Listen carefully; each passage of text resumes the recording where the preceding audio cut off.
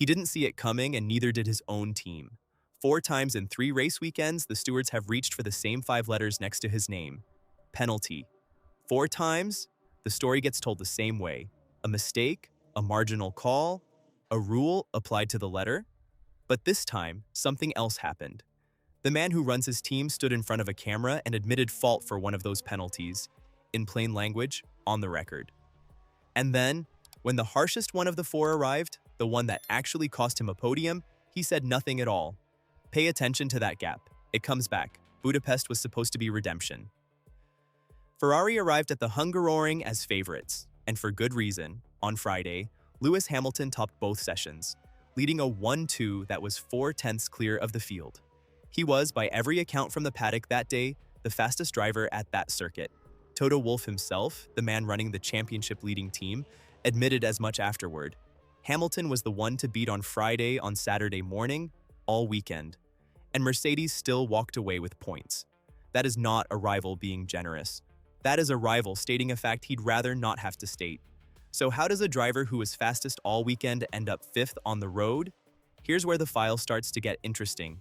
If you want the stories the paddock doesn't put in the press releases, subscribe right now and drop a comment telling me which country you're watching from, because the way this one lands depends entirely on which side of the podium you're used to standing on. Saturday in Q3, Hamilton was on a provisional front row lap. Behind him, unseen, Oscar Piastri was starting his own push lap. Ferrari's radio message about Piastri's approach came through, but it came through late, too late for Hamilton to react in time. The stewards ruled that Hamilton had impeded Piastri and handed down a 3-place grid penalty. Second on the grid became 5th. This is not a case where the team stayed quiet and let their driver take the fall. Ferrari team principal Fred Vasseur went on record with Sky Sports F1 before the penalty was even confirmed. He didn't hedge. He didn't blame the driver. He said, "We told him Piastri was coming, but far too late. If there is a mistake, it's our mistake." That is not a small thing for a team boss to say in public, in the moment, with the stewards still deliberating. Read it again. He didn't say we'll review it. He didn't say, let's see what the stewards decide and go from there. He said the mistake belongs to Ferrari, full stop. Keep that sentence in your head. It comes back in about 2 minutes, and it comes back in a way that changes what it means. Was Hamilton alongside Piastri when the contact happened? No. Piastri was approaching from behind on a live lap, and the stewards found Hamilton simply hadn't been told in time to react. Did Ferrari have a system in place that should have caught this? Clearly not, or Vasseur wouldn't have needed to say what he said. Was this the kind of penalty a team principal usually stands in front of cameras and owns? Rarely. Usually it's the driver who apologizes, the driver who says he didn't see him, the driver who takes the public hit while the team stays in the background. Here, it was reversed. The boss stepped forward first. That's credential worth noticing. This is not a rival pundit speculating about what happened in the Ferrari garage. This is not a fan theory built out of onboard footage and guesswork. This is the man who runs the team, standing in front of Sky Sports F1's cameras, saying it was his organization's failure, in his own words, before the stewards had even ruled. So Hamilton starts 5th instead of 2nd. Fine. Painful, but Ferrari owned it. That should be the end of the story. It wasn't, because the race itself brought a second penalty, and this one is the one nobody in Ferrari has said a single word about. Late in the race, under a virtual safety car, Hamilton pitted for a 3rd stop while fighting Kimi Antonelli for what could have been a podium position. As he crossed the pit lane, the FIA's telemetry clocked him at exactly 80.1 kilometers per hour. The limit for that pit lane that weekend was 80. He was 1/10 of 1 kilometer per hour over the line, 5-second penalty. It dropped him from 4th to 5th, behind his own teammate Charles Leclerc by 7/10 of a second. 1/10 of a kilometer per hour. Let that sit for a second, because it is about to matter a great deal more than it sounds like it should. Sky Sports pundit Martin Brundle was blunt about it on air. The rule has to be respected to the letter. Cutoff point is cutoff point, and that's simply how it works. But then he did something else. He brought up Monaco. Weeks before any of this happened at the Monaco Grand Prix, several drivers were hit with the exact same kind of pit lane speeding penalty, only for it to later come out that the FIA and the teams had measured the length of that pit lane differently in the first place. Alpine protested. Pierre Gasly's penalty got overturned. The standard wasn't as fixed as everyone had been told it was. Where my alarm bells are going off, Brundle said, is we had this in Monaco. He didn't call it a conspiracy, he called it a pattern worth watching. Here's the caso espelio, the side-by-side that actually tells you something.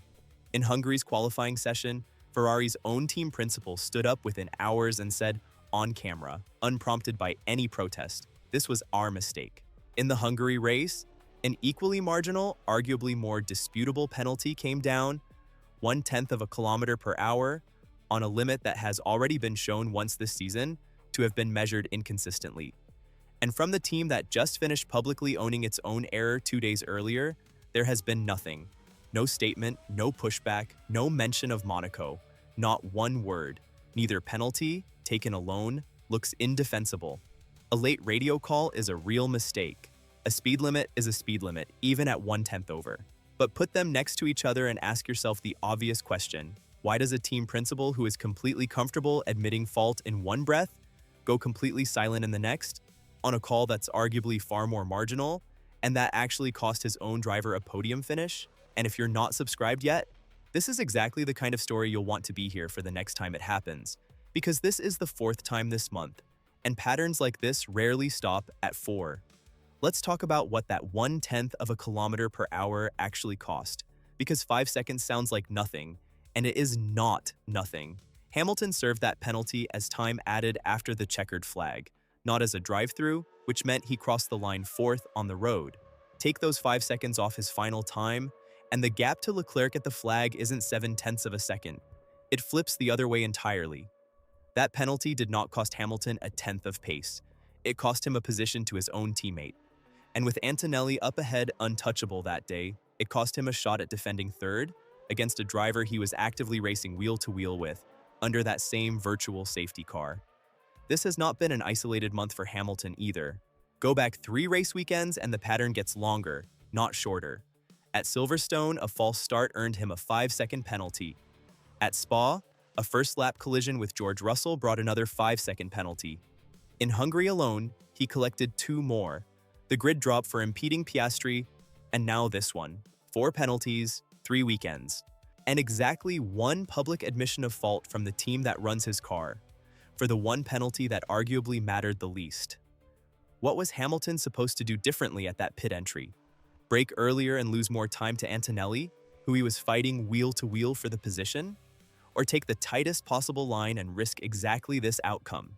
Those were genuinely his only 2 options in that moment, and one of them was always going to end with a penalty of some size, whether it was 0.1 over or 0.9.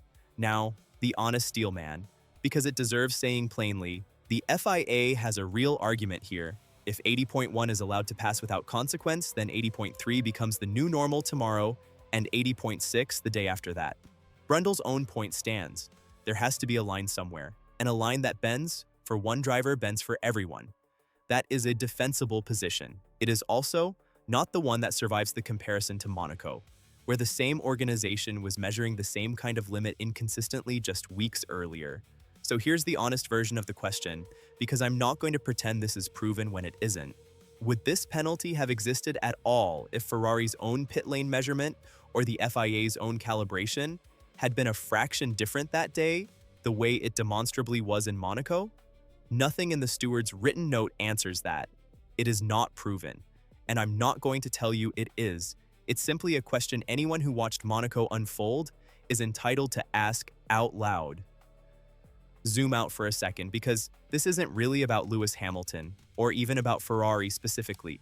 Pit lane speed limits get set and fine-tuned by each team, race weekend by race weekend, with margins that are sometimes a fraction of a kilometer per hour wide. The same governing body that measured Monaco's pit lane inconsistently is the one drawing the exact same kind of hard line here, with the exact same kind of tiny margin. When the standard depends on measurement precision that has already failed once this season, the question of consistency isn't paranoia. It's just arithmetic. Do I know for certain whether this specific penalty was fair? No. And that's exactly the problem. Because if I can't tell, and apparently Ferrari's own team principal can't be bothered to publicly weigh in on it either, then whatever standard is being applied here isn't being applied with the same confidence Vasseur showed just one day earlier about his own team's mistake. Here's what comes next, and it's the part that actually matters going forward.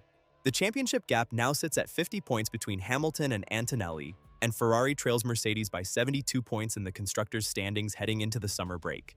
Every point Hamilton loses to a marginal call now compounds across a season that's already tilting away from him. The break gives Ferrari time to review exactly this kind of pit lane calibration before the season resumes. And it gives Vasseur time to decide whether he's willing to say about this penalty what he was so quick to say about the other one. So tell me, is this a pattern, or is it four unrelated coincidences that all happen to land on the same driver in the same month? Drop your verdict below and hit like if you already know which one it is. Zandvoort is next after the break, followed quickly by Monza, two circuits where pit lane discipline and pit stop precision matter just as much as raw pace. Whatever gets said or doesn't get said about calibration before those weekends will tell us whether Hungary was a one-off or the start of a much longer argument. This story is not over, and when the next domino falls, you'll want to be here for it. If you haven't already, subscribe now, because this file has a second half. Agree or disagree? The comments are the courtroom. Until the next one.